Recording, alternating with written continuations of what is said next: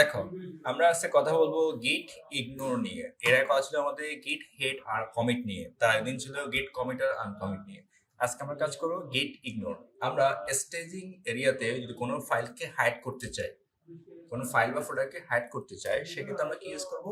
গিট ইগনোর কমান্ডটা ব্যবহার করবো। ঠিক আছে, তো চলো এটা আমরা ইউজ করি। আমরা একটা ফোল্ডার ক্রিয়েট করলাম, যেখানে কিছু ফোল্ডার আছে, কিছু কি আছে, আমাদের অলরেডি ফাইল আছে। ঠিক আছে, আমরা সে নিয়ে এখন কি করব, কাজ করব।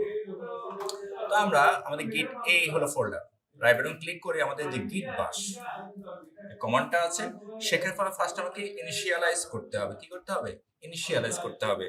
গিট ইনিট এন্টার। ইনিশিয়ালাইজ করা হয়ে গেল। মনে রাখতে হবে গিট ইগনোর কোথায় কাজ করে? স্টেজিং এরিয়াতে। লোকাল অ্যাপতে গেলে কাজ করবে না। স্টেজিং এরিয়া থেকে আমি কোনো ফাইল কি শো করবো না হাইড করে বলে দিতে পারি। আচ্ছা, আমরা যদি এলএস দিই, দেখো অনেকগুলো ফাইল ফোল্ডার আছে না? ওকে, এখন আমরা index.html এটাকে আমি হাইড করতে চাচ্ছি ফোল্ডার থেকে। ঠিক আছে, শুধু হাইড করবো, এটা কিন্তু কেটে যাবে না কিন্তু আসলে। তো তার আগে আমি যে কাজটা করবো, দেখো ফার্স্ট আমি ফোল্ডার ক্রিয়েট করবো, টাচ ডট গিট ইগনোর নামে একটা ফোল্ডার ক্রিয়েট করব। ওকে, এবার দেখো গিট স্ট্যাটাস।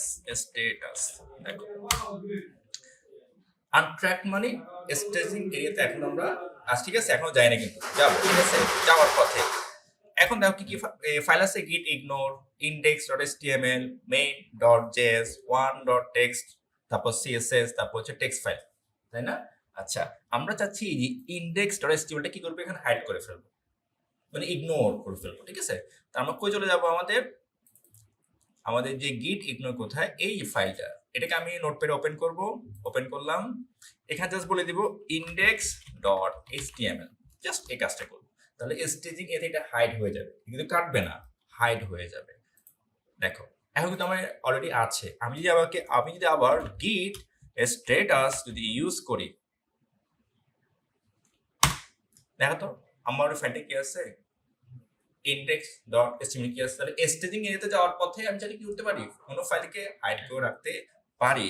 ওকে, আচ্ছা, আমি চাই যে টেক্সট ফাইল যেগুলো আছে, একটা, দুইটা, তিনটা, সবগুলোকে হাইড করব।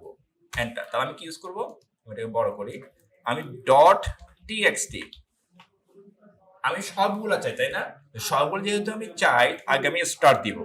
স্টার মানে ইউনিভার্সাল, সব আমি সেভ করব। এবার দেখো তাহলে যত ডট টিএক্সটি ফাইল আছে সবগুলো হাইড হয়ে যাবে। আমি এখানে গেলাম, এই যেখানে কি জাস্ট লিখবো, এই যেখানে এটা একটু ছোট করি। ওকে, এই যে এখানে এসে আমি লিখবো স্ট্যাটাস। কোন টেক্সট ফাইল আছে কি? না, আমরা একটু স্টেজিং দেখো, আনট্র্যাক মানে স্টেজিং এ এখন আমি যাই নাই, যাবো। ঠিক আছে, স্টেজিং তে তাহলে কি করতে হবে, গিট অ্যাড করতে হবে। এই যে যাওয়ার মানে এই মাঝামাঝি পথে আমি চাইলে কোনো ফাইল ফোল্ডারকে হাইড করে রাখতে পারি, যে আমি সেটা এখানে ইউজ করতে চাচ্ছি না, বাট আমার এখানে থাকুক। আমি চাচ্ছি না, এখানে জাস্ট ডট থ্রি, কোনটা, জাস্ট ডট থ্রি ফাইলে শো করবে। মানে আমি তো সকল টেক্সটকে কি করে ফেললাম, হাইড করে ফেলছি। না, সবগুলো থেকে শুধু থ্রি ডট টেক্সটটা থাকবে। সেটা আমি কি করতে পারি, সেক্ষেত্রে আমি এখানে দিতে পারি, এই যে আমার টেক্সট ফাইলে যে এক্সক্লেমেশন মার্ক, শুধু থ্রি ডট টেক্সট ফাইলকে তুমি শো করো। টেক্সট ফাইল সব কি থাকবে, হাইড থাকবে, বাট আমি চাচ্ছি থ্রি ডট টেক্সটটা শো করো। তার আগে দেবো এক্সক্লেমেশন মার্ক আর সেভ করবো। এখন আমি গিট স্ট্যাটাস দিই, আবার দেখো চলে আসছে, ফাইলগুলো কি হয়ে গেছে, হাইড হয়ে গেছে। এভাবে কিন্তু আমি কি করতে পারি বলতো, ফোল্ডারকেও হাইড করে রাখতে পারি। কাকে পারি?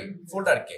তো ফোল্ডারের ক্ষেত্রে আমরা যে কমান্ডটা ইউজ করি, ফোল্ডার কি বলতো, স্ল্যাশকে ব্যবহার করে রাখতে পারি। এতে করে কি হবে বলতো, আমাদের ফোল্ডারটা হাইড হয়ে যাবে।